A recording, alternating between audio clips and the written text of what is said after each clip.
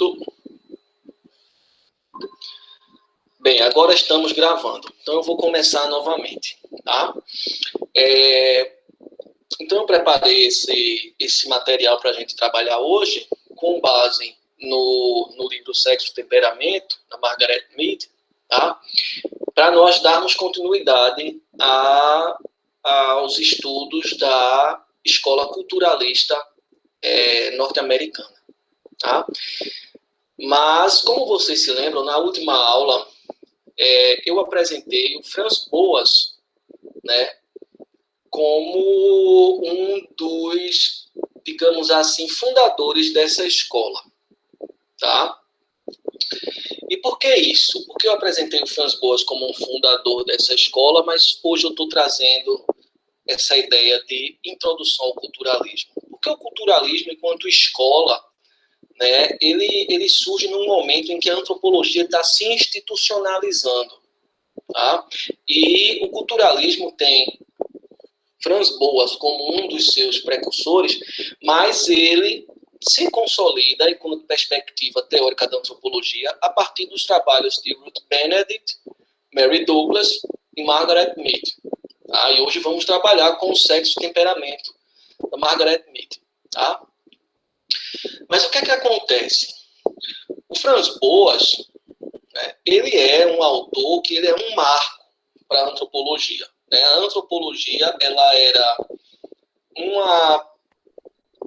uma perspectiva de produção de conhecimento que ela se divide no antes e no depois de Franz Boas.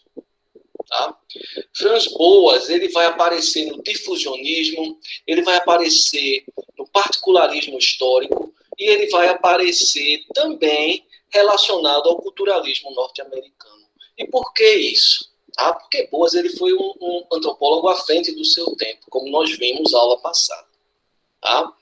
Boas, ele já fazia trabalho de campo 30 anos antes do Malinowski iniciar os seus estudos de campo, tá? Com os trobriandeses. Tá? Então, por que ele aparece tão depois de Malinowski? Veja, não é tão depois assim. Se a gente volta à nossa memória, a gente vai ver que no difusionismo, quando a gente estava ali nas nossas primeiras aulas, que eu dediquei um tempo para falar, né, dos evolucionistas e dos difusionistas, antes de iniciarmos com o funcionalismo, ou melhor, antes de iniciarmos com a escola sociológica francesa, Boas, ele é um autor que ele, como eu disse, ele tem contribuições para diversas perspectivas e correntes antropológicas. Tá? Boas, ele é um dos precursores do difusionismo. Tá? Quando a gente vê o difusionismo, a gente vê diversos autores, Graeber, Bastian e Boas. Né?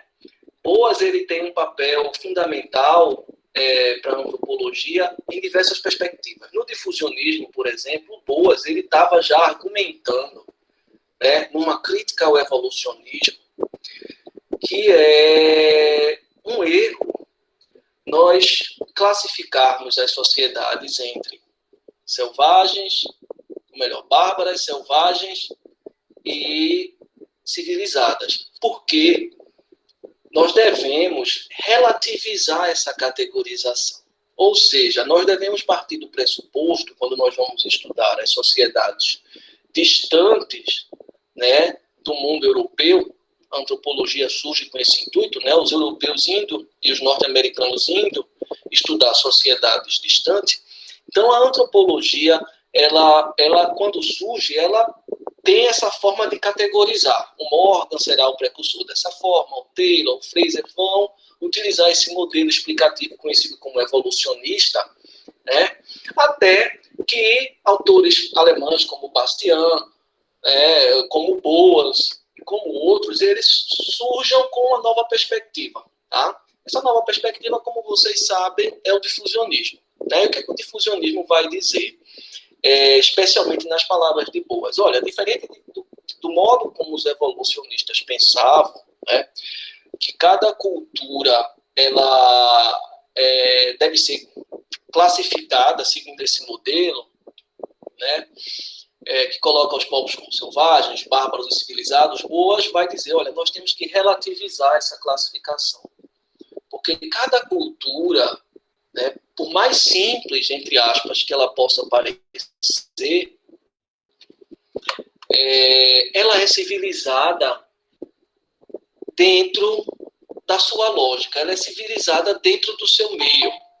Cada cultura ela é civilizada para lidar com o seu meio ambiente, o meio ambiente que a circunda, e ela é civilizada para as suas próprias práticas. Ou seja, Boas estava dizendo o seguinte, olha, essa categoria civilizada ela é relativa, porque, olha, os europeus são civilizados dentro da cultura ocidental europeia, mas se você solta um europeu numa floresta tropical, como o Amazonas, por exemplo, ele não vai saber se guiar. Ele está acostumado numa cidade, num centro urbano, onde ele utiliza de instrumentos, né, como placas, como cartas geográficas, para se locomover. Então, ele chega numa floresta, ele não consegue se locomover. Agora, se você pega uma pessoa que nasceu e foi criada e civilizada dentro daquele ambiente geográfico, cultural, ele consegue se locomover, se localizar pelos cursos d'água, por determinadas rochas, que são demarcadores de caminhos, por determinados tipos de flora, árvores, etc. E tal. Então, Boas, ele, né, ali dentro do grupo de difusionistas, ele está ali fazendo uma crítica muito profícua e muito pertinente aos evolucionistas. Mas Boas, ele também está fazendo uma crítica aos próprios difusionistas. Havia um difusionista muito radical chamado Gruber, né? Gruber, que ele dizia, olha, as culturas elas se difundem de um centro comum, e esse centro comum é o Egito. Agora, como é que a gente pode afirmar que todas os elementos culturais, as formas culturais, os modos de fazer e de agir dentro de uma cultura vieram por difusão de um único lugar, o Egito, né? O que a gente pode fazer, quando a gente argumenta isso, a gente até pode argumentar isso, que elementos culturais se difundem, mas a gente tem que delimitar um território um pouco menor.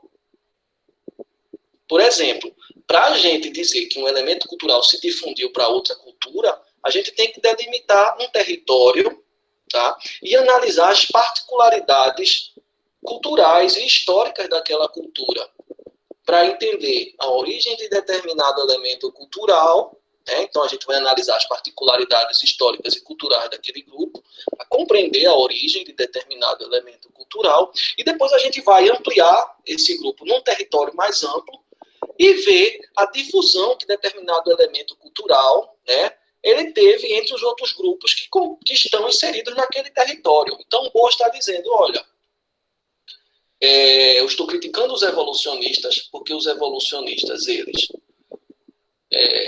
fazem essa categorização de culturas entre civilizadas, selvagens e bárbaras, sem relativizar que essas culturas todas são civilizadas dentro do seu meio, e está criticando também os difusionistas no que tange a esse argumento de que todas as culturas,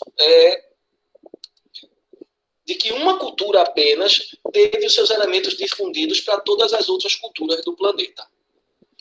Tá? E aí, o Boas ele já começa a se distanciar dos difusionistas e inaugurar uma outra perspectiva teórica dissidente, separada, em paralelo ao próprio difusionismo, que é o particularismo histórico-cultural. Ou seja, para a gente comparar culturas, a gente tem que, primeiro, entender a história cultural daquele grupo e, segundo, delimitar um território, né, um espaço geográfico, né, limitado, pequeno, para fazer essa comparação.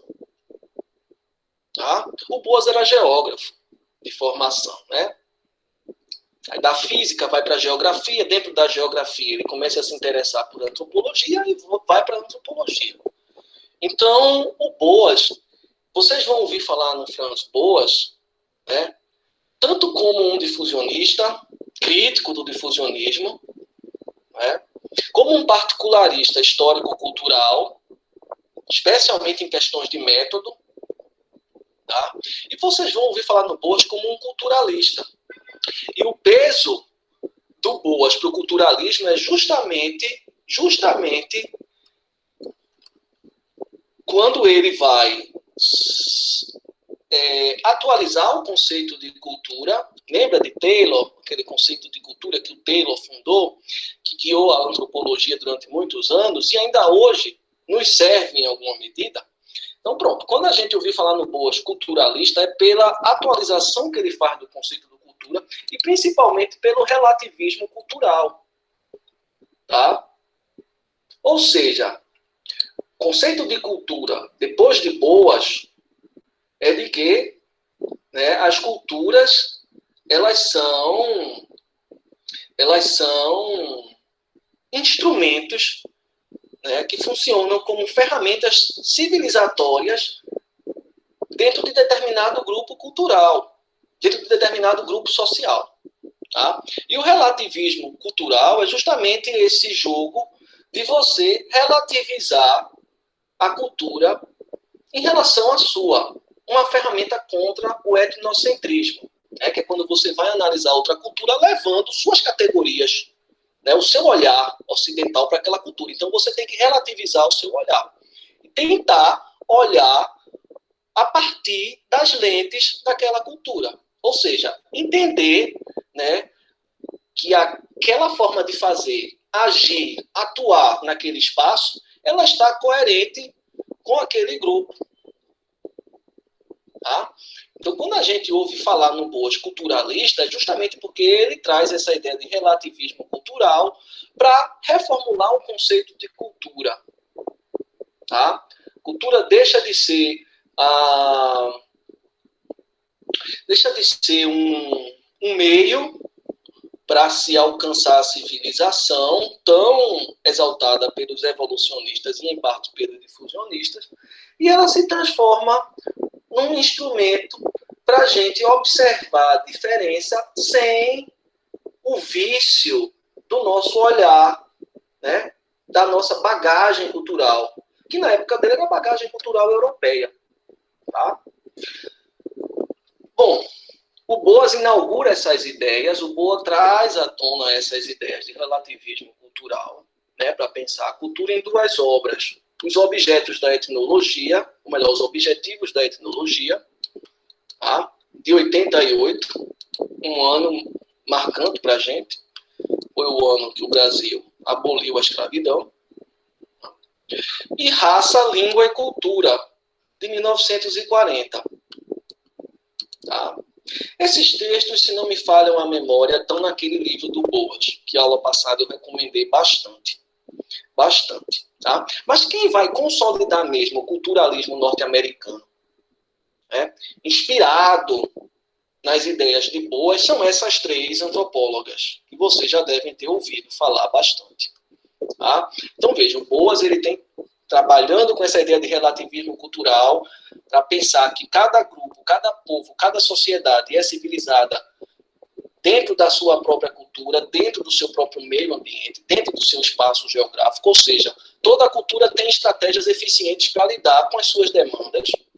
Tá? E essa ideia vai ser lapidada, vai ser tratada por essas três antropólogas que foram alunas de Boas, de Franz Boas. Tá? Ruth Benedict, Mary Douglas e Margaret Mead. Aí hoje a gente pegou a Margaret Mead para a gente entender um pouco como essa escola, o culturalismo, que a gente vinha discutindo desde a semana passada, tá? Que como essa escola, o culturalismo, se consolidou na antropologia e quais as contribuições dessa escola, para a gente pensar a antropologia. Então, aqui essa foto do Franz Boas, tá? Ele está simulando um ritual, tá? Quite no Instituto Smithsonian,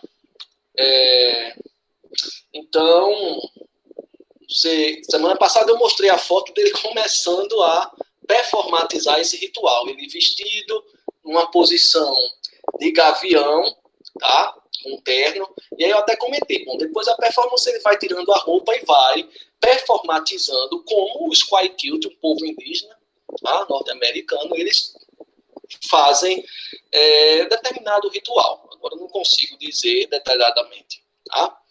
Mas essa é a foto do Franz Boas, tá? Performatizando esse ritual. Aqui são suas alunas, tá? Ruth Benedict, famosa pelo livro Crisântemo e a Espada, que ela vai fazer um estudo ali sobre a cultura japonesa, num momento em que os Estados Unidos, ela é norte-americana, num momento que ela estava trabalhando para o governo norte-americano, num momento em que o governo norte-americano estava, digamos assim, entre aspas, colonizando o Japão até final do século XIX, começo do século XX, era um país praticamente feudal. Então, os Estados Unidos têm um papel muito forte nesse processo de imprimir valores ocidentais, né, mas que também não conseguiram transformar de um todo a cultura japonesa, o cerne da cultura japonesa. A gente tem a Mary Douglas, com um clássico, Pureza e Perigo, né, um livro também que é bastante trabalhado. O ideal seria nós trabalharmos as três, mas infelizmente na graduação a gente apresenta um leque e foca em um autor, né? E a Margaret Mead, que tem um livro fantástico e que me marcou bastante, o livro da Margaret Mead, né? Quando eu estava assim na idade de vocês, ali começo dos anos 2000, 99 para 2000, quando eu entrei na graduação, e que eu li O Sexo e o Temperamento, para mim foi um marco, né? Porque nas escolas dos anos 90 não se discutiam gênero, questões de gênero, né? Então, quando eu estava no meu primeiro ano da universidade, que eu li esse livro, no curso de Ciências Sociais, foi um marco muito grande, né? Porque até então, vim de boas escolas, tinha estudado em boas escolas, mas até então eu não tinha tido, não que você veja isso em escolas, existe um tipo de escola que você vê isso, né? Você tem escolas aí que alcançam um número de pessoas de pessoas aprovadas no Enem, no vestibular, na minha época, mas que não necessariamente você tem uma educação ali humanista, intelectual, às vezes uma educação muito instrumental. Você na minha época, se era educado para passar no vestibular, que não existe mais. Então, a educação não era para formar um intelectual. A gente chegava no ensino médio, a gente era educado para usar o pensamento lógico em escolhas de respostas A, B, C, D, verdadeiro ou falso. Então, o que é que lá dentro? O pensamento lógico você é aprovado, você não precisa ser um intelectual, um humanista. Então, me encantou muito quando eu entrei na universidade esse livro Sexo e Temperamento, quando eu consegui visualizar que existe o sexo biológico e existe o gênero,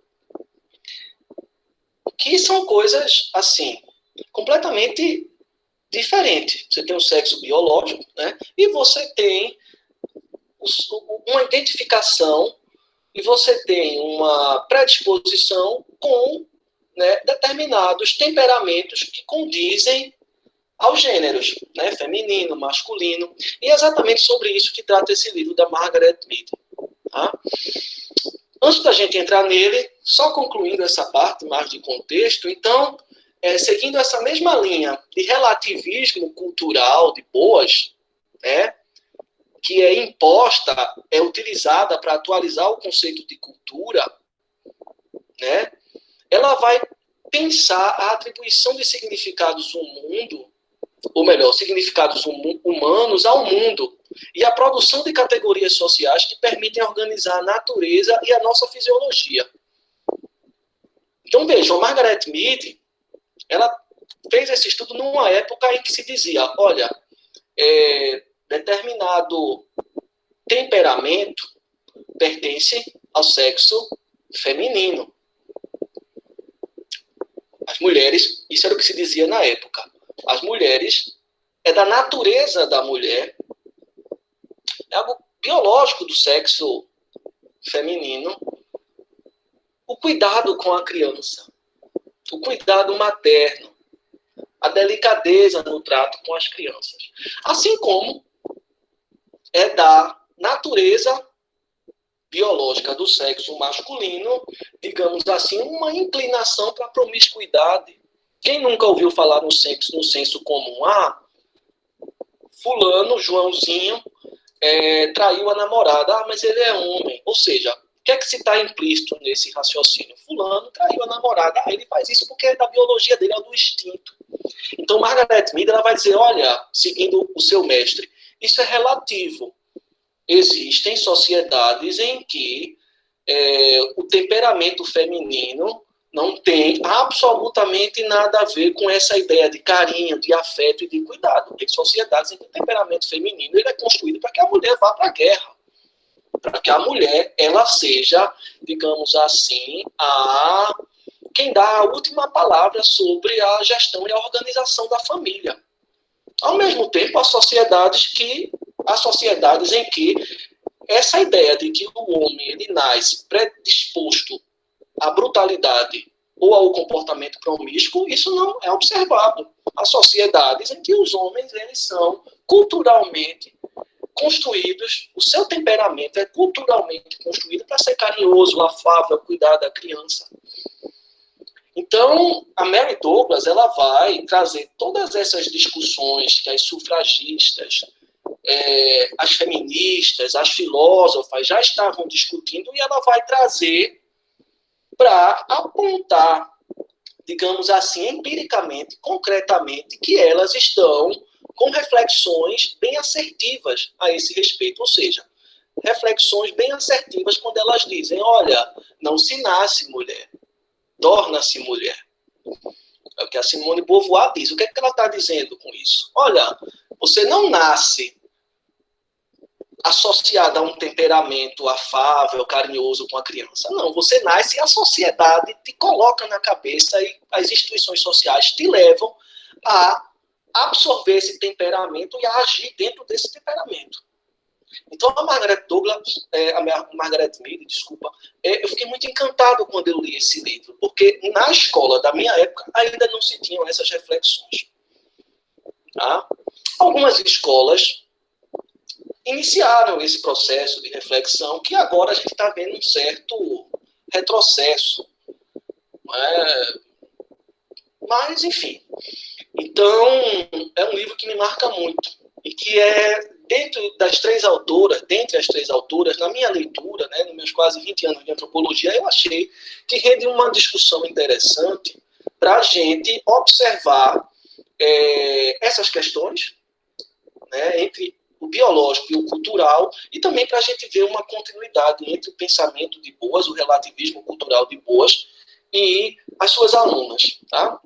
Então, a Margaret Mead vai dizer justamente isso. Olha, a cultura ela incorpora valores à sua estrutura. Isso é possível de ser observado nos sistemas políticos, de parentesco, religioso e artístico. Ou seja, esses valores que fixam determinada forma de comportamento ao sexo masculino e fixam determinada forma de comportamento ao sexo feminino, isso é uma incorporação cultural. Isso não é biológico, isso não é natural. A mulher não nasce predisposta a ter determinado comportamento. Ela ao longo do seu crescimento, a partir de um sistema político, de parentesco, religioso e artístico, ela é tornada, ela é condicionada, ela é culturalmente forçada a adotar determinado sistema de valor, e nesse caso, um sistema de valor que imprime nela determinada forma de agir que nada tem a ver com a sua constituição física biológica. Estão acompanhando, pessoal? Sei que é um tema que está bastante circulando muito pela internet, mas a gente precisa entender como, teoricamente, na antropologia, esse tema se desenvolve. Tá? Então, a Margaret Mead, esse estudo, é um estudo que eu acho muito importante, tá? E muito fundamental para a gente entender, né, a relação natureza e cultura. O que é que a Margaret Mead está querendo dizer quando ela diz essa frase aqui? Ela está querendo dizer, olha, existe o biológico, existe a natureza. Mas tudo que a gente faz culturalmente é para controlar o biológico e controlar a natureza. E isso muda de cultura para cultura.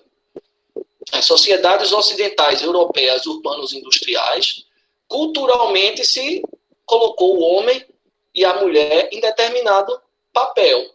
E isso foi feito de um modo que faz parecer que certas coisas são naturais aos homens e certas coisas são naturais às mulheres. Ela está dizendo, não, nada é natural, porque a cultura ela vai organizar o natural e ela varia, ela é relativa, ela varia de lugar para lugar. Saindo da Europa, encontramos outros grupos em que essas características que nós atribuímos como sendo naturais aos homens vão variar completamente. E vice-versa quando se fala em relação às mulheres. Deixa eu ver que alguém escreveu aqui no chat. Sim, professor. Certo, pronto. Não foi nenhuma questão, foi só... Pronto, então vamos avançar. Deixa eu tomar uma água. Vamos avançar um pouco.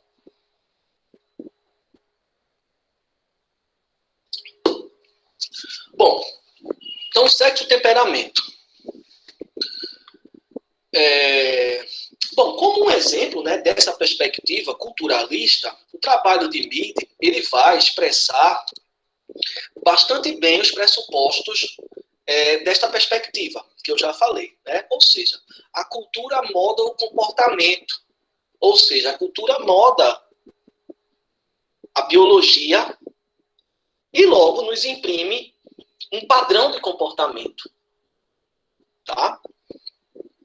Por exemplo, a cultura que vai moldar características como amabilidade e agressividade. É a cultura quem vai moldar o comportamento feminino com essa ideia de amabilidade, de cuidado, de carinho, de afeto. E é a cultura que vai moldar o comportamento masculino, com essa ideia de agressividade, de ser o defensor do lar, o macho alfa, etc, etc, etc. Então, isso não tem nada de biológico. De fato, existe uma diferença biológica entre os sexos. Mas, em termos de comportamento, é a cultura que vai organizar, né, as características que são comuns a cada sexo. Né? A partir dos sistemas de valores de cada sociedade. Sistema político, de parentesco, religioso, artístico, etc, econômico, etc, etc, etc. Tá? Mais ainda, ela vai dizer, a cultura molda o modo como classificamos o temperamento em relação ao gênero masculino e feminino. Foi exatamente isso que eu disse agora. Tá? Pessoal, se quiserem me interromper, falar alguma coisa, podem me interromper, tá? Ou escrever no chat.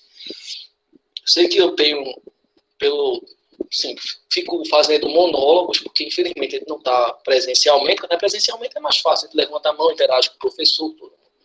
Mas, caso alguém se sinta em dúvida ou queira colocar alguma coisa, por favor. Tá? Bom, então esse estudo da Margaret Mead, ele foi desenvolvido, tá? No livro Sexo e Temperamento. Tá? E o livro Sexo e Temperamento, ele foi um estudo, tá? Ele é um estudo realizado pela Margaret Mead com 3 povos indígenas da Papua Nova Guiné. Tá? Esses 3 povos, eles se localizam aqui, se não me falha a memória, é nessa parte da ilha. Agora eu fiquei um pouco confuso, mas eu tenho certeza, é nessa parte da ilha. Não é aqui, não. Não é aqui. Eu estou cansado, eu fico me confundindo. Não é aqui, não. É nessa parte da ilha, tá? Do Golfo da Papua Nova Guiné, tá? Lá foi onde Malinowski fez o trabalho dele. Aí vocês perguntam, mas professor, por que tanto antropólogo fazendo trabalho aqui? Porque dentro da antropologia também tem seus mitos, né? E havia um mito ali nas primeiras décadas da antropologia que as sociedades ditas simples ou primitivas, como a gente ouviu muito nessa disciplina, porque era o jargão dos autores, elas iam desaparecer. Então havia um frisson, um fetiche por registrar essas sociedades antes que elas desaparecessem. Hoje em dia a gente sabe que a cultura ela se transforma e é até interessante a gente ver, né, os momentos de interação, de transformação. Mas na época a antropologia era a ciência que estudava os povos primitivos, entre aspas, ou simples, que estavam desaparecendo, então se precisava registrar. Então, a Nova Guiné serviu como um laboratório para que diversos antropólogos fossem lá aprender a fazer pesquisa de campo. Tá? E o Boas disse, olha, vai lá fazer esse estudo. Né? Antropólogo, já idoso, na época que elas estavam, né, consolidando a disciplina, ele já estava praticamente se aposentando, e elas deram continuidade ao trabalho dele com essa perspectiva do relativismo cultural, que é a base do culturalismo norte-americano, e foram buscar registrar essas sociedades. Nem todas, porque a gente já vê ali algumas diferenças, como, por exemplo, a Ruth Benedict, né, que também não deixa de estar lá no Japão registrando um tipo de comportamento que estava para acabar. Né? Quando a Ruth Benedict vai no Japão estudar a cultura japonesa, os japoneses não tinham nem exército, ainda tinham os samurais, e os americanos com metralhadora. Entende? De certo modo, havia ali por trás também não só o interesse em dar material para os Estados Unidos, havia não só esse programa de uma antropologia aplicada, em que você vai, conhece o outro e diz para quem quer dominar o outro, passa informação para quem quer dominar, mas também havia esse fetichismo pelo registro. Tá? Bom, um exemplo disso que eu falei até agora, né, dessa perspectiva da Margaret Mead, de que a cultura molda o modo como classificamos o temperamento em relação ao gênero, um exemplo disso ela vai dar no livro quando ela está apresentando os mudungumor. Os mudungumor, quando a criança nasce enrolada no cordão umbilical, é algo comum, né? E é uma grande preocupação dos médicos, né? Quem é mãe sabe. É uma grande preocupação, e pai também, né? Quem é mãe, quem é pai. Né? O pai acompanha também. Então é comum essa preocupação, né? Em todas as culturas a gente tem uma preocupação que o menino não, cuidado para o menino não se enrolar no cordão umbilical e não sufocar. A medicina ocidental tem as suas técnicas para evitar que isso aconteça, assim como a medicina tradicional dos povos mais diversos do mundo também tem estratégias para fazer com que a criança não se enrole no cordão umbilical e não sufoque. Mas esse não é o ponto. A Margaret Mead vai dizer, como prova de que a cultura molda o temperamento e já molda o que você vai ser, o caminho que você vai seguir na sua formação, ela vai dar com os mundungomô. Ela vai dizer, olha, quando um menino mundungomô nasce com o cordão umbilical enrolado no pescoço, ele já vai ser tido como um artista. Quando o menino mundungomô nasce com o cordão umbilical enrolado, toda a aldeia mundungomô, toda a sociedade mundungomô, vê ele como um futuro artista. Então, a partir disso, o temperamento dele, o comportamento dele, a instrução dele vai ser toda trabalhada para que ele se torne um artista, independente dele levar jeito, dele gostar ou não. É a cultura que vai moldar esse comportamento. Né? Como eu disse, né, um jovem mundungomô, no instante do nascimento, dependendo da posição do cordão umbilical, se estiver enrolado no pescoço, a criança já é alocada a um papel social de artista, pelas regras culturais locais. E isso vai afetar toda a sua formação pelo resto da vida. Então, ela está usando esse exemplo para, né, justificar, olha, quem vai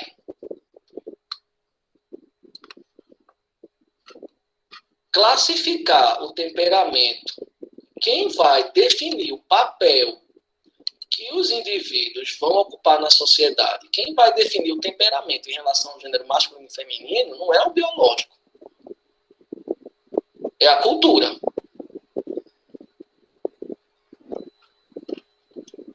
Quem disse que o sexo feminino e o gênero feminino é predisposto a ser mãe e a ser carinhoso e afável no cuidado da criança, não é a biologia que diz isso. Você até pode ter predisposição a parir. que é biológico.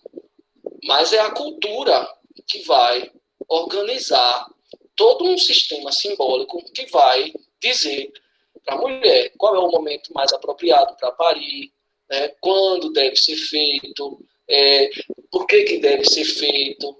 A sociedade é quem vai pressionar. Tá?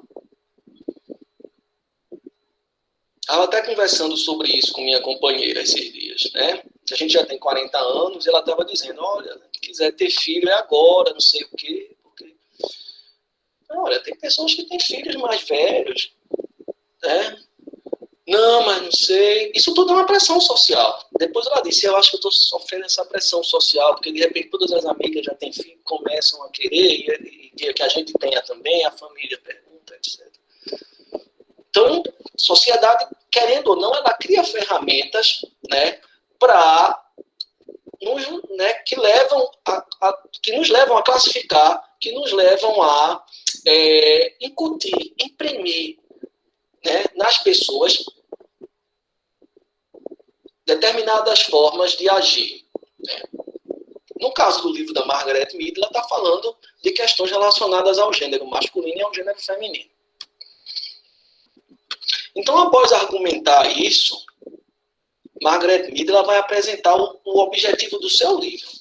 Está na introdução ainda. Né? Qual é o objetivo do livro da Margaret Mead?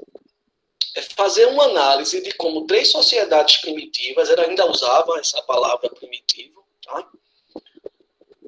É um livro muito atual, basta a gente suprimir esse termo. Tá? Então, ela vai fazer uma análise de como 3 sociedades agruparam suas atitudes sociais em relação ao temperamento em torno dos fatos evidentes da diferença sexual. Vamos tentar traduzir para uma linguagem mais simples. O objetivo do livro é analisar como 3 grupos diferentes, né, constroem o seu temperamento, né, o temperamento de homens e mulheres, de modo completamente distintos um do outro. E, ao fim, argumentar, com base nisso, que não existem características inatas representativas do sexo masculino. Essas características são construídas culturalmente. O homem não nasce predisposto, entre aspas, a ser um galinha. Ele é culturalmente incentivado a isso desde o começo. E ele é incentivado a isso ao mesmo tempo em que se constrói uma ideologia que isso é biológico. Não, isso é cultural. Tá? Então, o primeiro grupo que ela vai estudar são os Arapés, tá? Que é um grupo que mora em 3 partes, na montanha, na planície e no litoral. A gente terminou vendo só o primeiro capítulo, que é quando ela descreve esse grupo. Infelizmente, ela termina não entrando nessas discussões de gênero mais aprofundada. Mas a descrição é excelente. Tem um texto em prosa, uma prosa corrida antropológica muito gostosa de ler. A descrição que ela faz da cultura arabesque. E ela já coloca ali alguns elementos para a gente pensar questões de gênero. Agora, eu não posso pedir para vocês lerem 50 páginas de um texto. Não tem como. Todo mundo cansado, estressado. Tá? Sugiro que vocês leiam o livro todo. Vale muito a pena a leitura do livro todo. Mas aqui a gente vai, com esse capítulo só, trabalhar essas questões. Tá? Então, esses são os arapés. Tá?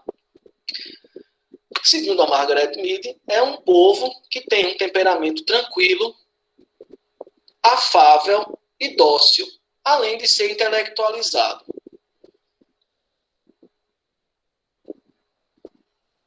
Ou seja, o jovem arapés, ele é educado culturalmente, o temperamento dele é trabalhado culturalmente para que ele seja um homem e uma mulher tranquilos, carinhosos, gentis, inclinados a questões intelectuais. Tá? Diferente dos arapés da Nova Guiné, a gente tem os Mudungomu, que são mais agressivos e no passado, no caso, no passado, de quando a Margaret Mead esteve lá, eles praticavam canibalismo.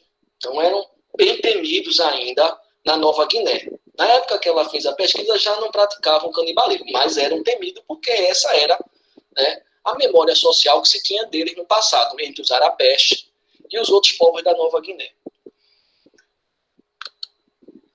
Veja, os arapés, ambos os sexos, tinham o seu temperamento moldado para dividir tarefas. Os arapés têm um temperamento para que o homem e a mulher dividam o cuidado da criança. Tá? A gente bota as fotos dos arapés, eu até selecionei mal essa foto. Mas se vocês procuram fotos dos arapés, há 100 anos atrás quase, vai aparecer foto dos homens com o bebê, brincando com o bebê. Então, o temperamento dos arapés ele era moldado culturalmente para que tanto homens e mulheres dividissem o cuidado da criança, porque ambos eram gentis, carinhosos, tranquilos e intelectualizados. Intelectualizados, claro, eles não estudaram filosofia grego-romana, intelectualizados dentro daquela cosmovisão, daquela visão de mundo característica do seu meio, da sua cultura e das suas regras sociais. Então, eles se interessavam por assuntos da natureza, se interessavam por assuntos referentes aos astros, se interessavam por música, né? Se enfeitavam com adereços, né, da natureza que eles lapidavam, conchas, né, penugem, etc. E tal. Um povo sensível. Né? Já os Mudungombo, não. Ambos os sexos eram condicionados para ter eram moldados para ter um temperamento culturalmente agressivo. Inclusive pela própria trajetória, né? Seus ancestrais praticavam o canibalismo. Né? Então era um povo que você costumava vê-los armados, dispostos a guerrear, tanto homens e mulheres tinham um temperamento agressivo no trato com as crianças. Não eram muito de dar afeto às crianças. Tá? A criança era mais... Não, tinha de aprender. Caiu, se machucou, boa, chora. Ficava rindo. Estou aqui criando imagens, né? Aqui, se uma criança arapeste cai no chão, se machuca, o pai bota no colo, bota o dedo para ele ficar na boca simulando uma chupeta. E não, consola a criança. Então, são temperamentos diferentes. Tá? Ambos os sexos tinham esse temperamento nos arapés. E nos Mudungombo, ambos os sexos também tinham um temperamento agressivo. Não era só o homem, era a mãe e a mulher. Então, os arapés, a gente começa a ver aonde Margaret Mead quer chegar. Olha, não existe uma determinação biológica para determinados tipos de temperamento. Não existe uma determinação biológica que faça a mulher ser dócil, ser carinhosa. Por exemplo, os Mudungombo, as mulheres são agressivas. Partem para a briga. A criança se machucou, ela não vai botar no braço e dizer, ai, meu filho lindo. Não. Vai rir, vai dizer, levanta. Vem, me segue logo. Senão fica aí. Em compensação, olha, os homens arapés não são agressivos, são dóceis, cuidam do filho quando a mulher sai, estão cuidando da criança. Tem técnicas, né, de fazer a criança chorar. A criança não sente falta da mãe, assim. Quando a mãe vai resolver situações correspondentes ao seu trabalho comunitário, eles ficam com a criança sem problema. Brincam com a criança, não há nenhum constrangimento. Então, como a gente vai dizer que a agressividade é algo biologicamente característico do sexo masculino? Se os arapés não são nem um pouco agressivos. Como é que a gente vai dizer que o carinho e a delicadeza é característico do sexo feminino se a gente vê uma mulher Mudungombo agressiva?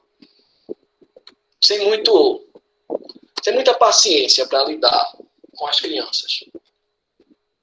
Ela já começa a apontar onde ela quer chegar. E, por fim, o último grupo que ela vai estudar, né, para fazer um estudo comparativo, tentando entender como a cultura molda o temperamento Isso não é biológico, o temperamento é cultural.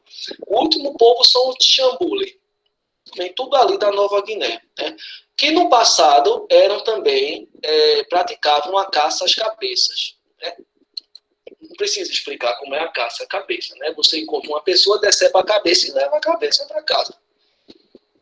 Outros povos praticaram isso. América Latina há histórias também, tá? E essa é uma típica mulher de Xambuli. Inclusive, essa foto foi uma foto da Margaret Mead. Tá? Não sei se vocês já ouviram falar.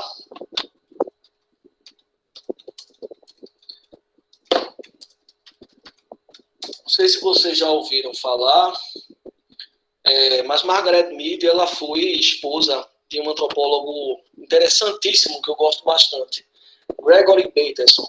Ele era da psicologia, mas fez antropologia. Tem um livro chamado Neven. Ele vive às sombras dela, né? O Bateson, ele se construiu às sombras da Margaret Mead.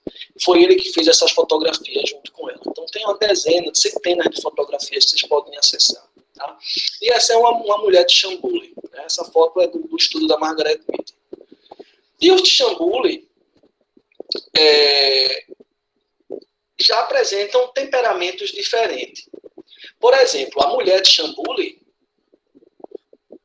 ela é culturalmente educada para ter um temperamento de liderança e organização familiar. É ela que lidera a família. É ela que organiza a família. É ela quem manda na família. Diferente dos homens de Xambuli. Os homens, eles eram culturalmente treinados para serem mais vaidosos, mais preocupados com a imagem, mais sensíveis, inseguros, porque eles estavam querendo agradar a chefe do lar, que era a mulher. Então isso gerava uma insegurança neles. Ela chega em casa e ele fez uma atividade, um serviço doméstico errado, ela vai ser ríspida com ele. Então gerava um comportamento inseguro. Então os Tixambuli acontece mais ou menos uma, digamos assim, uma inversão, né, da ideologia ocidental. Qual é a ideologia? Vocês já devem saber o que é. Né? Ideologia, conjunto de ideias que você, um grupo hegemônico, politicamente e economicamente, constrói, né, a partir de falsas verdades, eles constroem ideias que são vendidas como se fossem verdades para se manter no poder. Então, dentro da ideologia ocidental, o sexo masculino sempre esteve ocupando posições de poder e construiu essa ideologia de que, biologicamente, há formas de agir entre homens e mulheres que engessam eles em determinados papéis. Né?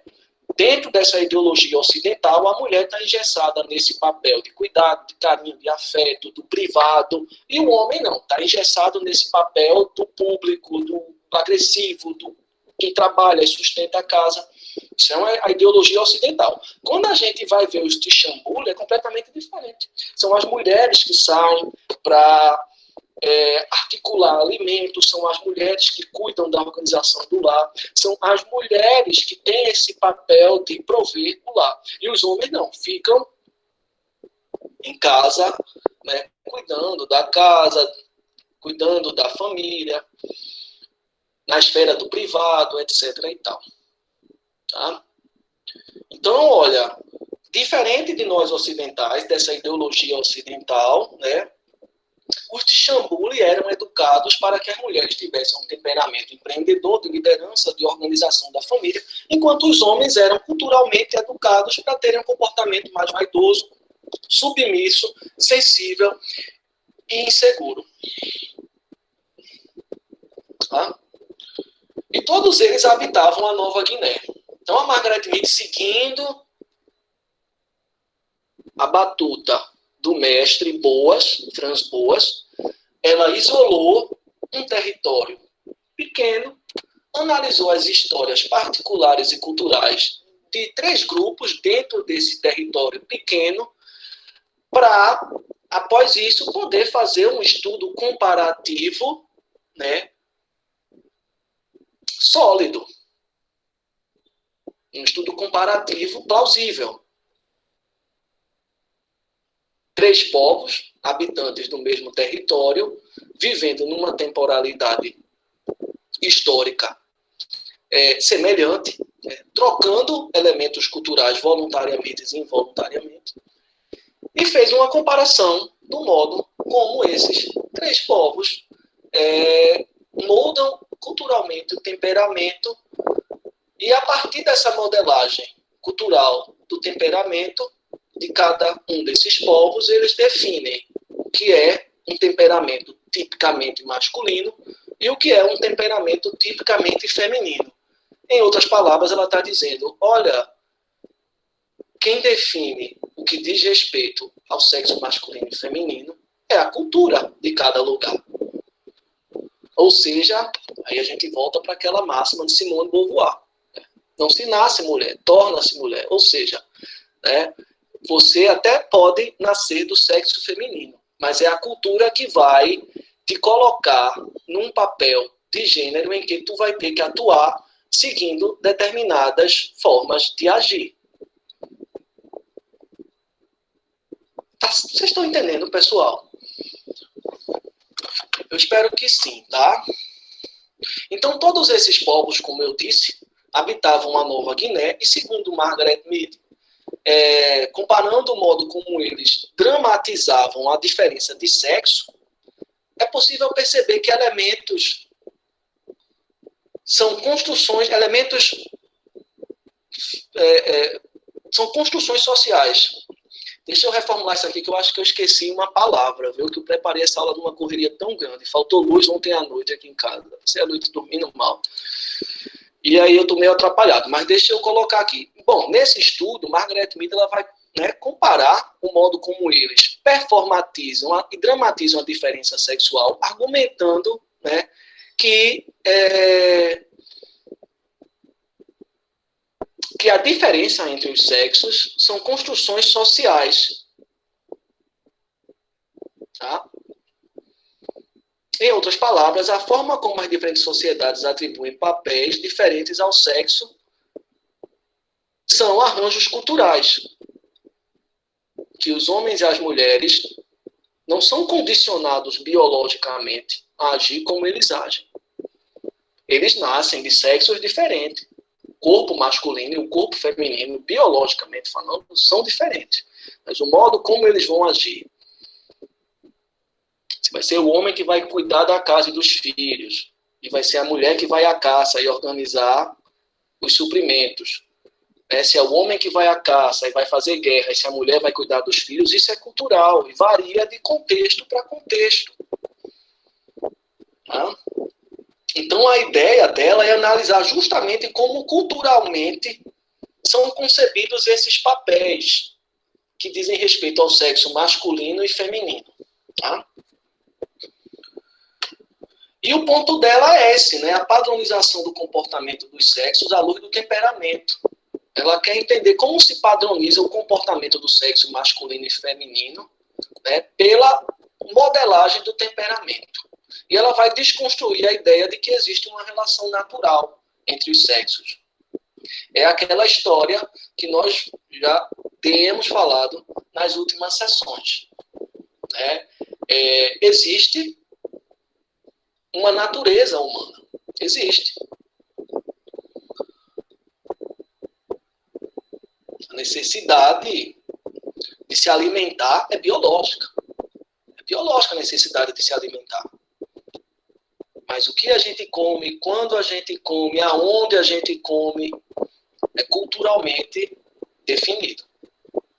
Existe uma necessidade fisiológica de reproduzir, de fazer sexo. Mas com quem a gente vai fazer sexo, aonde a gente vai fazer sexo, quando a gente vai fazer sexo, é a cultura que define. Então a cultura ela serve como uma ferramenta de regular as nossas necessidades biológicas. É isso que está como pano de fundo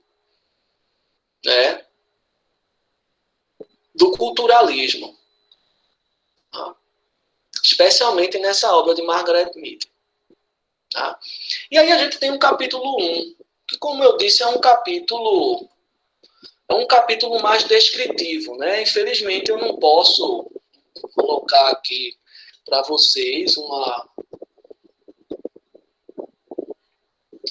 metade do livro, porque todos os professores estão pedindo exercícios, pedindo leituras, etc. Então, eu optei por ser um pouco mais leve, né? Mas eu dei uma lida nesse livro. Esse livro, ele é um livro muito sofisticado e eu acho que o argumento dela é muito feliz em trazer essas questões de gênero. Um outro livro que eu indico também é o Navem, do Gregory Bateson. Né? O Navem, do Gregory Bateson, é bem interessante. Ele analisa o Navem, que é um ritual cultural, também lá de um grupo da Nova Guiné, mas é um ritual de travestismo. É um ritual de um povo indígena da Nova Guiné, em que em determinado momento do ano os homens se vestem de mulheres e as mulheres se vestem de homens e performatizam o temperamento dos sexos opostos, no cuidado com a criança, em tudo. Então é um livro bem interessante, o Navem do Bateson, e bem atual, e que tem sido redescoberto de uns tempos para cá. E é inusitado, insólito, como se diz, né? Uma coisa insólita, uma coisa diferente. Um ritual de travestismo de um povo indígena de praticamente 100 anos atrás, arredondando ali um pouco para mais. Tá? Que também segue em um dos capítulos essa mesma linha argumentativa da Margaret Mead. Eles foram casados durante um tempo, depois a Margaret Mead se separou dele e ele ficou, Gregory Bateson, muitos anos na antropologia, sendo considerado apenas o ajudante dela, mas dos anos 90, dos anos 2000 para cá, ele foi resgatado e tem sido bastante utilizado. Tá? Na psicologia ele já é bastante utilizado. Ele tem um estudo com esquizofrênicos que é referência na psicologia, tá? E na psiquiatria, mas para a antropologia ele também tem sido resgatado agora, e ele tem uma forma de analisar a cultura, que ele mistura biologia e cultura, que é muito interessante, muito sofisticada. Vocês devem ver em teoria 3, pelo menos se for comigo, né? Se não for comigo, aí vocês vão ver, talvez só vejam no mestrado, não sei. Mas vale a pena a leitura. Bom, então o capítulo 1, pessoal, como eu disse, ela vai, na verdade,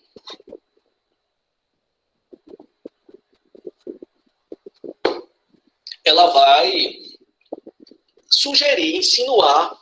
Eu já falei o grosso de para onde vai a discussão dela, tá?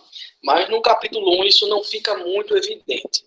Mas eu separei esse capítulo 1 para que vocês vejam o potencial descritivo dela, como eu já disse. Né? Até ali, o Radcliffe Brown, os textos eram muito filosóficos, teóricos. Depois a gente começa a ver estudos de campo. Aí vem Malinowski, vem Franz Boas, vem agora Margaret Mead. Então, preste bastante atenção ao estilo descritivo deles, ao estilo narrativo desses autores. Tá? A prosa que eles apresentam, né?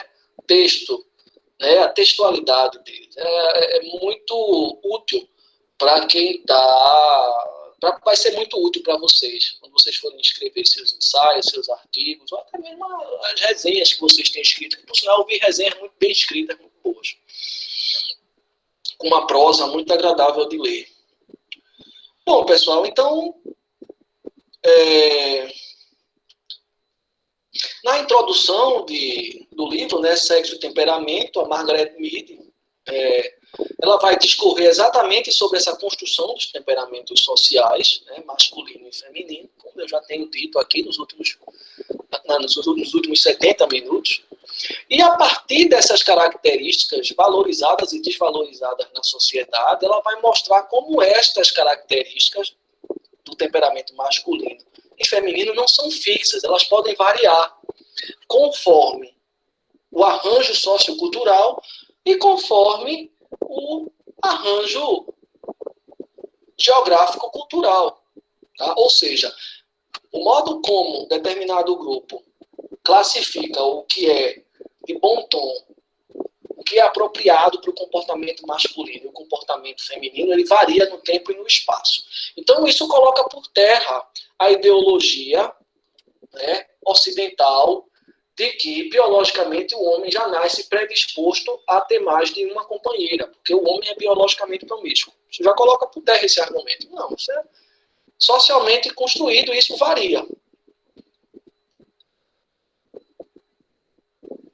Essa ideia de que a mulher já nasce predisposta a ter filhos e a cuidar de forma afetuosa, né, carinhosa dos filhos, a ficar em casa lavando roupa do marido, fazendo comida para a família. Cai por terra esse argumento de que a mulher nasce biologicamente predisposta a isso. Não. Isso varia de cultura para cultura, de sociedade para cultura, e varia no tempo. Varia no tempo também. Né? Se a gente olha, né, para o tempo, hoje, por mais que a gente ainda veja, né, trazendo para o caso do Brasil, por exemplo, diferenças, né, na forma de se valorizar o trabalho de um homem e de uma mulher, a gente vê que bastante coisa mudou. Né? Hoje, né, em termos temporais históricos, hoje, não há mais nenhum argumento que diga, não, a mulher nasce para ficar em casa cuidando da família. Isso é biológico, não. Isso a gente já viu mudança. A gente sabe que tem bastante coisa que precisa mudar ainda, mas a gente, ao longo do tempo, a gente vê que isso já se modificou. Tá? E quando a gente olha espacialmente para outros arranjos, né, socioculturais, quando a gente vai ali para os povos escandinavos, por exemplo, Finlândia, Noruega, Suécia, Dinamarca, ali parece que há uma equidade bem avançada, né, na igualdade do gênero, pelo menos no mercado de trabalho e no cuidado da família, bem diferente do que a gente vê aqui nos trópicos. Né? Então, o argumento da Margaret Mead é muito atual. Tá? Então, a autora está procurando mostrar justamente que valores sociais conduzem os indivíduos a certos tipos de temperamento, né? E conduzem os indivíduos a aceitar certos tipos e certos padrões de comportamento. E para fortalecer o argumento dela, né, ela mesma mostra, a partir de três análises com três grupos diferentes, três situações aparentemente desvinculadas, apesar de serem grupos que estão no mesmo território, ela mostra a partir disso, né, como em situações aparentemente diferentes podem, quando enraizados na cultura, assumir o temperamento do sexo diferente, ou melhor, o temperamento que ocidentalmente é imprimido ao sexo diferente.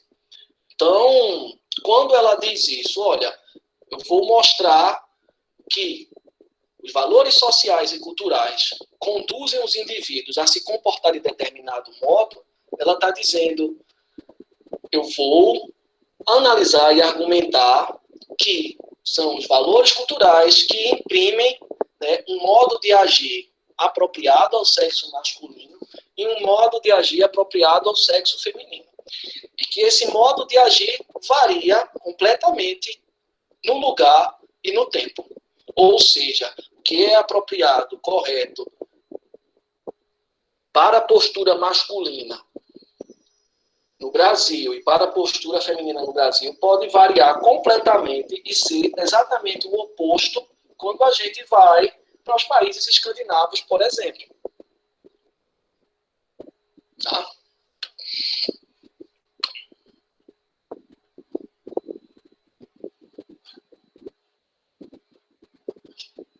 Então ela vai dizer, olha, justamente, né, a gente consegue ver que ainda persistem em nossa sociedade, né, algumas ideologias, alguns arranjos, né, que vinculam determinado comportamento como sendo adequado para o homem, adequado para a mulher, com base em fatores biológicos.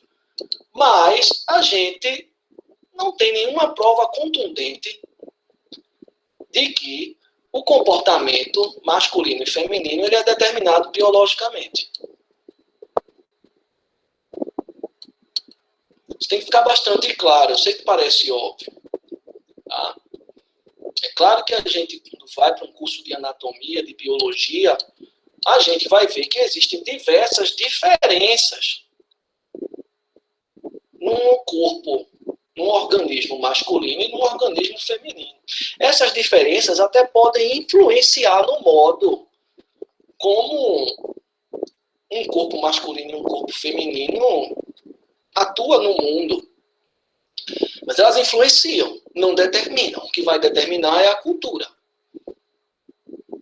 A cultura que vai determinar. Vejam que há exemplos de povos, inclusive aqui, povos amazônicos, ameríndios, em que quando a mulher ela dá à luz, ela, né, pare o seu primeiro bebê, quem faz o resguardo é o homem. A mulher vai trabalhar na roça. E tem aqui povos, inclusive do Nordeste, do Maranhão, os Rocancamecrá. Vocês já ouviram falar dos Rocancamecrá? Tem uma corrida de tora de madeiras que é feita pelas mulheres. E são toras de madeiras muito... Então não dá nem para dizer, não, a mulher não, biologicamente não está apta a carregar peso. Olha, pode haver ali alguns argumentos da biologia que você pode até utilizar para dizer, olha, de fato, a constituição de um corpo feminino e masculino pode influenciar na quantidade de peso que ambos podem carregar. Que não quer dizer que vá determinar. Porque se uma mulher treinar o seu corpo, moldar o seu corpo para carregar determinados volumes de peso, ela consegue carregar. Ou seja, ela moldar, né, o seu corpo com base em algumas estratégias que são culturais. Mas, enfim, vamos dar continuidade para não se perder nos exemplos. Então, Mead vai ressaltar que o livro não tem como objetivo a análise da existência ou não de diferenças entre os sexos. Ela não quer analisar isso. Ela já parte do pressuposto de que sim, existem diferenças biológicas entre os sexos. Tá? Existem. Elas até podem influenciar no agir no mundo de ambos os sexos, mas elas não determinam. Tá? E ela quer ver exatamente o contrário. Ela quer ver exatamente como a cultura vai determinar o biológico, ou seja, né, o modo de agir de ambos os sexos em contextos diferentes. Como eu já disse a vocês, o livro ele vai apresentar como 3 povos, tribos da Nova Guiné se organizam a partir das diferenças sexuais para analisar a relação entre biologia, cultura, temperamento e sociedade. E aí, nessa relação, ela vai destacar, né, a diferença biológica do sexo masculino e do sexo feminino, né? Como essa diferença biológica ela é moldada culturalmente, no temperamento, a partir de arranjos sociais, que são frutos das demandas do grupo em relação ao seu meio ambiente, ao seu espaço. Tá? E aí, como eu já mostrei, são entre esses 3 povos que ela vai desenvolver o seu estudo, né? Mostrando, como eu já falei, como cada um desses povos, eles organizam o seu biológico a partir de arranjos socioculturais. Tá?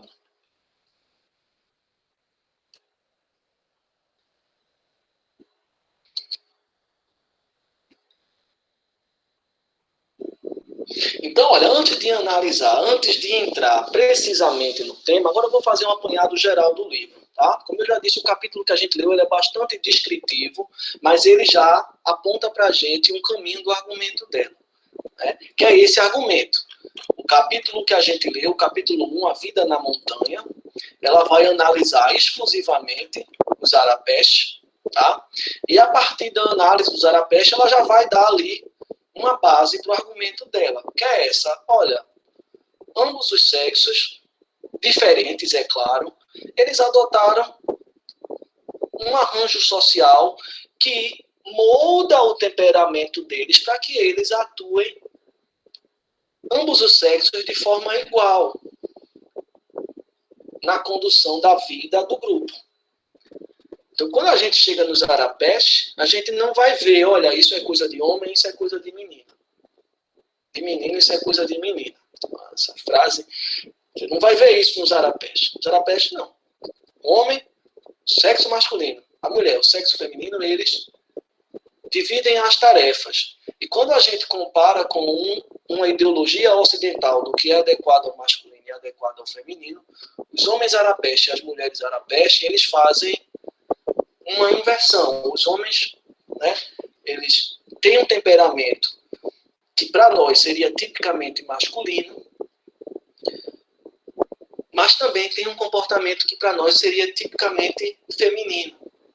Então eles dividem a tarefa. Então você não vai ver uma separação, né, entre homens e mulheres pautada em um tipo de comportamento diferente, moldado culturalmente. Não.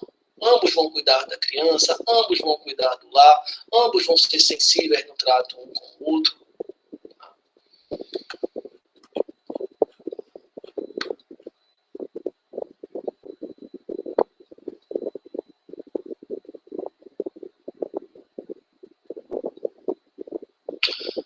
Bom, então ela vai analisar essas 3 tribos, como eu disse. A gente só viu o início da análise de uma delas, né?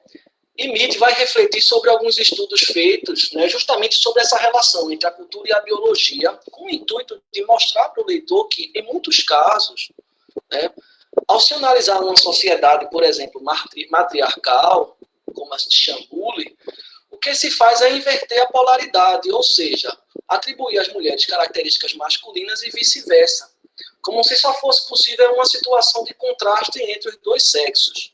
Um é forte e o outro é fraco. E aí ela vai dizer, não, ela está criticando os estudos, ela vai dizer assim, olha, quando a gente está fazendo um tipo de estudo como esse que eu estou fazendo, né, parece que os antropólogos da época, ou os psicólogos que também se interessam pelo tema, só conseguem visualizar 2 possibilidades, né? Inverter as sociedades em que homens e mulheres têm determinado comportamento e as sociedades em que mulheres adotam um comportamento masculino e homens adotam um comportamento feminino. Ela vai dizer, isso é muito simplório. Não, há sociedades que têm diferentes jogos para lidar com diferentes estratégias de construir o temperamento a partir, né, a partir da divisão entre os sexos. E o estudo dela é muito sofisticado em relação a isso. Tá? Porque ela está mostrando só que não existem, por exemplo, sociedades patrilocais ou matriarcais, patriarcais ou matriarcais. Existem sociedades em que estão no meio, como os Arapés. O Arapés não é uma sociedade patriarcal nem matriarcal. A responsabilidade é dividida. Diferente do Chambuli, que é uma sociedade matriarcal. A mulher é a figura responsável pela descendência, responsável pela organização da casa, pela gestão da aldeia, etc. E tal. Tá? Então ela avança em relação a esses outros estudos. Bom, a autora afirma ainda que no decorrer da sua pesquisa, né, que ela vai analisar a partir das tribos apresentadas acima que nem sempre uma mulher de natureza dominante é considerada masculina. E o homem, em posição dócil e submisso, é considerado feminino. Os Tixambuli, que a gente viu, por exemplo, né, que tem esse arranjo cultural em que as mulheres elas são dominantes e os homens são submissos, mas o homem não é feminino e a mulher não é masculina. Isso aqui é uma mulher de Chambuli, que é uma mulher de liderança, de organização, mas ela não é uma mulher masculina. É uma mulher dentro da cultura local que tem ali uma preocupação com a sua feminilidade. Dentro do arranjo cultural, ela se enfeita com determinados arranjos, ela preza por determinadas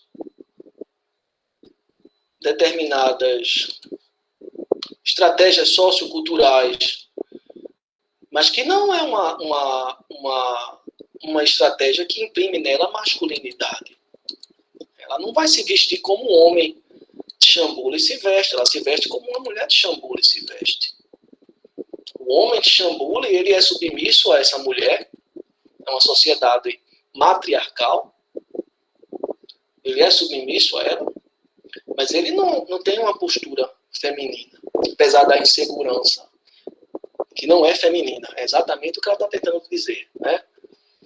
O jogo dela é tentar desconstruir esse argumento ocidental de que determinadas características são tipicamente femininas e determinadas características são tipicamente masculinas. Então, mesmo quando ela está olhando uma sociedade em que uma mulher ela tem um papel de liderança e um homem tem um papel de submissão em relação a essa liderança, ainda assim, dentro da lógica local, ele não adota um comportamento, uma performance feminina, com roupas femininas, com trejeitos femininos. Não. Então é muito mais sofisticada em relação aos estudos da época. Tá?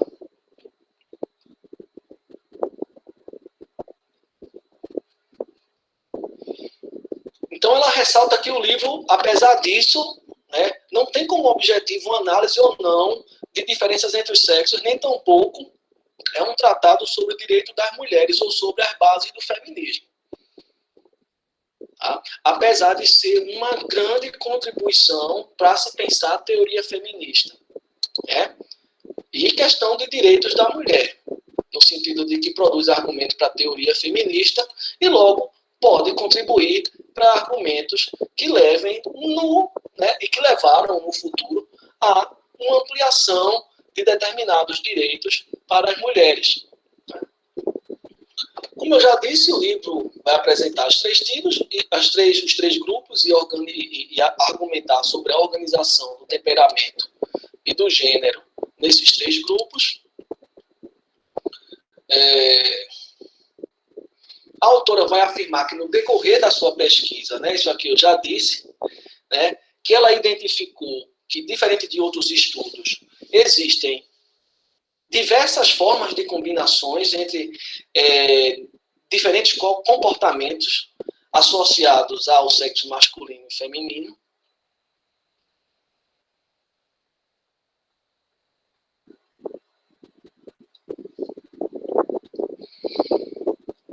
Falando um pouco mais especificamente sobre os resultados do estudo dela, ela vai constatar que o ideal arapeche é um homem dócil e suscetível, casado com uma mulher também dócil e suscetível, no sentido de que suscetível, no sentido de diálogo. Tá? Então ela vai argumentando sobre tudo isso que nós falamos. Ela vai dizer, olha, os arapeches, eu observei que tanto os homens e as mulheres são dóceis e dados ao diálogo, para resolver conflitos. Diferente deles, o ideal Mudugomô é um homem violento e agressivo, casado com uma mulher também violenta e agressiva. Eu fico imaginando um casal Mudugomô resolvendo conflitos, né? Um jogando coisa no outro. Então, esses dois casos, não há nenhuma oposição entre os sexos. Vejam, os arapeche, tanto os homens e as mulheres têm um comportamento, um temperamento semelhante. O mesmo padrão ela viu no Mudugomô, que também tem um comportamento semelhante. Os primeiros, homens e mulheres, são dóceis e gostam do diálogo. No segundo, tanto homens e mulheres são violentos e gostam da violência, da agressividade. É que gostam. Mas eles atuam dentro desse campo. Né? Então ela vai dizer, olha, nesses dois casos não há nenhuma oposição entre os sexos. O sexo masculino e o feminino têm um temperamento semelhante. Diferente dos Tixambule. Nos Tixambule, a mulher ela é o parceiro dirigente, dominador, que está à frente das decisões públicas. Diferente do homem, que é uma pessoa, um indivíduo que não assume as responsabilidades da vida pública e é emocionalmente dependente da mulher. E aí há uma diferença entre os sexos. E há uma diferença entre os sexos e há uma diferença em relação às sociedades americanas e europeias, que são o oposto desse ideal de Chambuli. As sociedades americanas e europeias, que foi passado para a gente também como colônia da Europa, nós temos o nosso temperamento moldado para que os homens sejam dominadores e impessoais e as mulheres fiquem na esfera privada e sejam emocionalmente dependentes dos homens. Vejam, eu estou usando um jargão de uma época, tá? De uma época. Mas, se a gente for olhar, eu não tenho embasamento agora empírico para falar sobre isso, mas algo me diz que esse ideal aqui está muito enraizado na cultura brasileira. Na cultura brasileira, a gente ainda vê esse ideal como um instrumento utilizado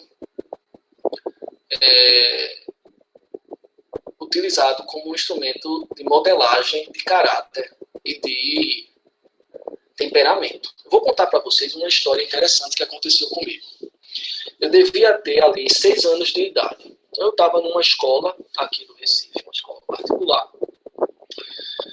E aquela fase da alfabetização que a professora pede trabalhos muito simples. Né?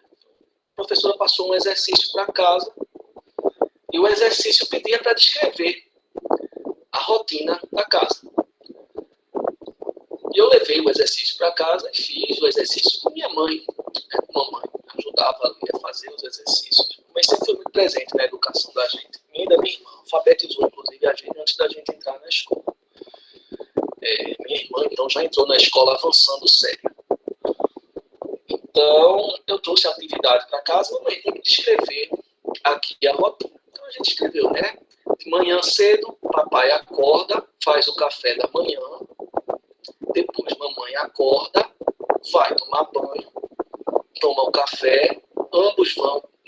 Mamãe vai para o trabalho, papai me deixa na escola e depois vai para o trabalho. Quando eu apresentei esse exercício à professora, eu lembro até hoje, a professora ela pegou o papel, pegou a minha mão, pegou a borracha e me fez apagar e disse, está errado. É a mamãe que tem que acordar, fazer o café e levar os meninos na escola e depois o papai toma o café e vai trabalhar. Isso me marcou profundamente.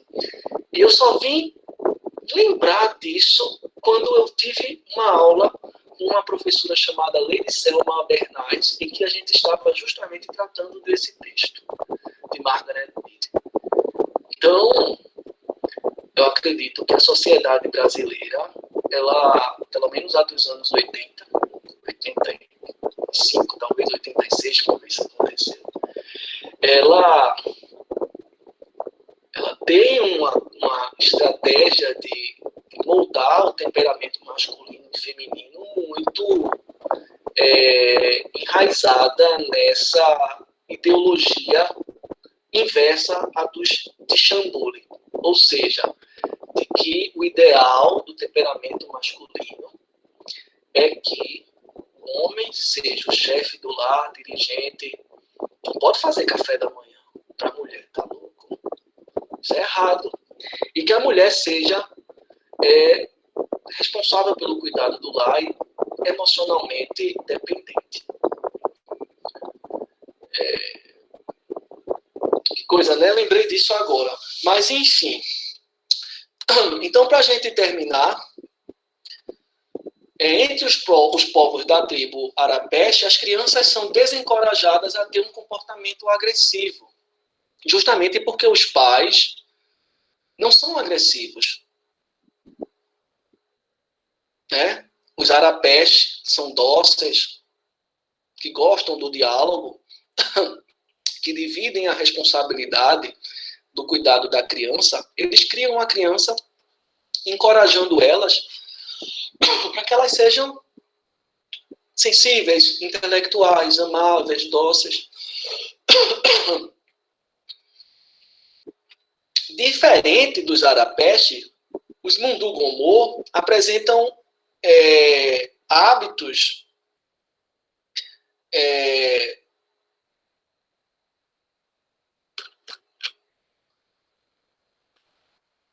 mais agressivos. Então, o modo como eles moldam o comportamento da criança, né, eles moldam o comportamento da criança para que eles sejam, no futuro, agressivos, competitivos, viris e determinados à guerra, a conseguir o que eles querem por meio da briga.